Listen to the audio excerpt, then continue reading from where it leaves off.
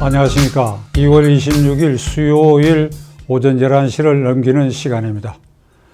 오늘 아침 6시 공중파 뉴스의 보도에 의하면 지금까지 우한폐렴 확진자 수가 977명으로 나와 있는 것을 보고 저는 이 스튜디오에 앉았습니다.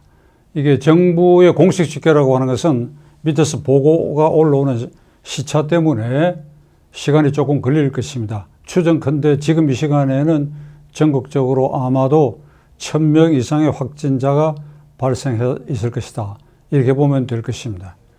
이제 세계 각국은 이미 7개 나라 이상에서 한국민의 입국을 아주 원천 봉쇄했고, 그저께는 이스라엘의 성지순례에 간 우리 국민들을 이스라엘 정부는 아주 상륙 자체를 거의 막다시피 해서 그들이 내준 전세기로 전원을 그냥 한국으로 되돌려 보내는 이런 일이 벌어졌고, 미국도 한국을 중국과 동격의 이를테면 여행 위험 지역으로 지정하는 등 한국이 국제사회로부터 왕따당하는 그런 분위기 때문에 우리는 심리적으로 국내에 살고 있는 이것이 불안하고 국제적으로도 왕따되고 하는 어떤 그 이중고에 시달리면서 이게 지금까지 경험해 보지 못하던 그런 위기를 느끼는 것이 아닌가.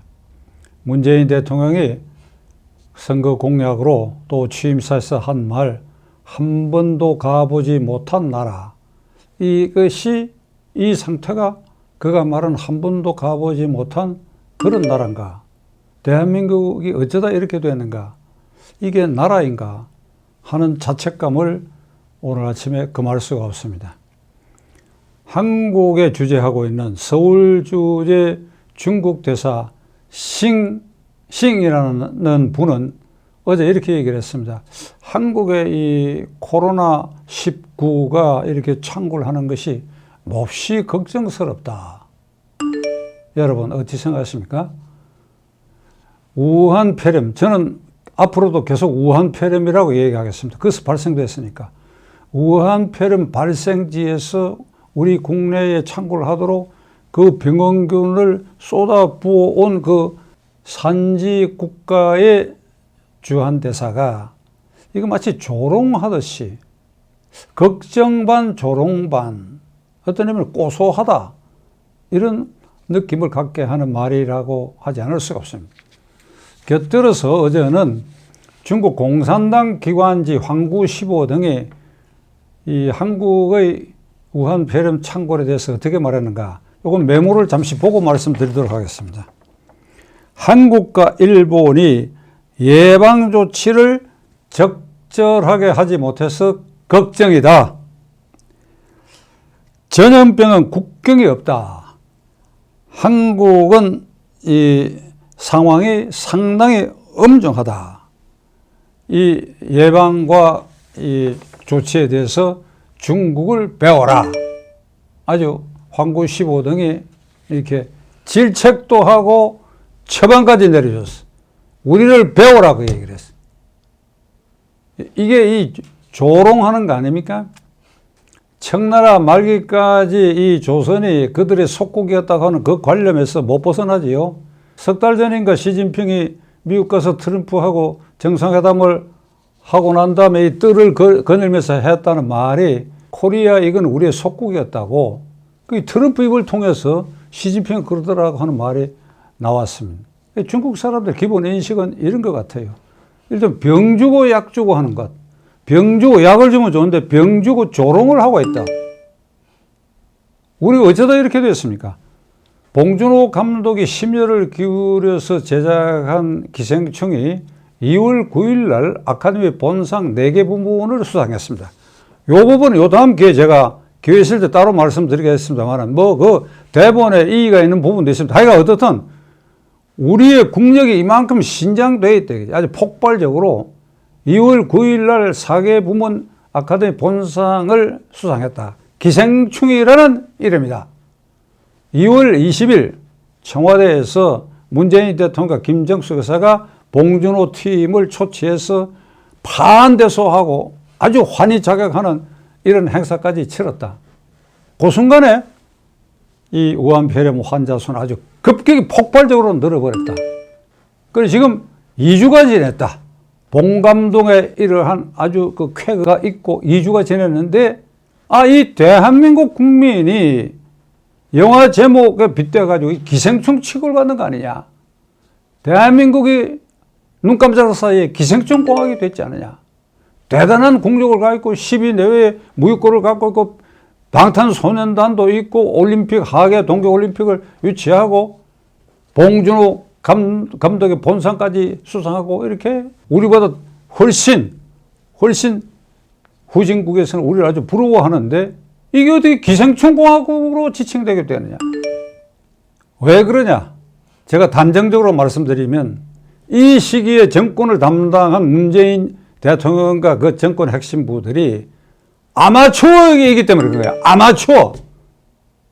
아마추어 사태의 본질을 깨뚫고 국가이익을 어떻게 하면 지키고 중국하고 버거운 일이 있다 하더라도 우리 국민의 생명과 재산을 지키겠다 하는 이런 투철한 프로 정신이 없는 아마추어들이 이 정권을 장악해가지고 자기들이 하는 것은 항상 옳다는 그런 윗선과 자만에 빠져가지고 오늘 사태를 이렇게 극단적으로 몰고 갔다. 저는 그렇게 단정합니다.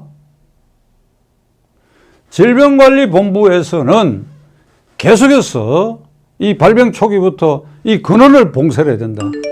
중국인의 입국을 막아야 된다 하는 아주 일관된 소신을 갖고 있었어요. 질병관리본부 본부장 정은경 씨라는 분이 앞장서가지고. 그런데 뭐 관계기관, 복지부, 행정안전부, 이 외교부 협의 과정에서 그 청와대의 지시지요. 그럴 수 없다. 중국 입국 조치는 고려하지 않는다. 1월 30일 이후에 대한의사협회와 감염학회에서 지속적으로 7차례에 걸쳐서 이거는 원천을 봉쇄해야 된다. 창문으로 들어오는 모기를 잡기 위해서는 일단 창문을 닫고 방 안에 있는 모기를 이렇게 두들겨 잡아야 되는데 창문은 열어놓은 채 모기는 계속 들어오는데 들어오는 쪽쪽 잡는다? 이거 불가능한 일이죠. 어느 단계까지는. 지금 딱 그 꼴이 되어 있는 것입니다. 이래 놓고 정부 여당은 이 사태의 책임을 신천지 교회로 돌리기 위해서 교묘한 이 말장난을 하기 시작했습니다. 2월 23일 문재인 대통령의 신천지 이후와 이전과 이후는 상황이 다르다. 그 이전에는 잠잠했는데 신천지에서 폭발하는 바람에 사태가 이렇게 됐다 하는 암시적인 말을 하고 난 다음부터는 민주당의 유력 의원들도 신천지를 조져라. 그리고 때 맞춰서 늘 나타나는 조국이라는 사람이 뭐라고 나타나냐. 이걸 신천지가 협력하지 않고 무슨 자료를 내놓지 않으면 이거 처벌 대상이다. 그 또 맞장구를 쳐요. 그 신천지 때문이다. 그리고 SNS에는 이 정권 열렬히 지지하는 사람들의 이 행동이라고 보아지는데 한나라당, 자유한국당, 통합신당 이퀄 신천지 그리고 이것이 이들의 합작품이다. 이게 무슨 유착돼 있다. 신천지와. 그런데 보도된 바에 의하면 신천지와 유착된 흔적이 있는 거는 민주당 쪽 의원들도 많이 있어 무슨 표창장도 받고. 근데 이게 지금 폭풍우 같은 이 사태를 막는 근원적인 것은 눈 감아버리고 중국인 입국 금지, 중국과의 봉쇄 이거는 눈 감아버리고 그건 열어놔놓고 몰려들어 모기를 잡는다 이러면서 누군가가 어딘가에 희생약을 지금 찾는데 혈안이 되어 있는 꼴이 돼. 이게 올바른 태도입니까? 아주 아마추어적인 생각이야. 대구 지역에서 창고를 하기 직전인 1월 30일 날 그 지역신문 성주 칠곡 고령에서 발행되는 그 지역신문에서 1월 30일자에 동성로에 이게 중국 관광객의 안내 깃발을 든 중국 사람들이 점령하다시피 그 전부터도 그랬고 그 이후로도 계속했어. 이게 웬일이냐. 부산으로 입국한 중국 사람들이 부산 지역에 여러 가지 면세점 통제되고 하니까 대구로 몰려왔다. 그게 이런 것을 외면해버리고 마치 중국이 아닌 신천지에서 자생적으로 폐렴이 발생한 것처럼 이렇게 이 호도해 가는 것은 민주당 유력 당원들 그리고 청와대 그리고 박능호 복지부 장관 그리고 정세균 총리 제발 그러지 마세요. 박능호 장관은 이렇게 말했지요. 중국 사람이 들어와서 퍼뜨리는 그 위험보다는 한국 사람이 중국 가서 일 보고 돌아와 가지고 거기에서 묻어온 그 바이러스가 더 크게 문제된다. 소독웃을 말을 했고 정세균 총리는 중국인 입국을 막지 않는 것은 상호주의다. 상호주의. 우리가 입국 막으면 거기에 대응해서 중국이 어떤 조치를 취할 것이다. 어떤 조치를 취해요?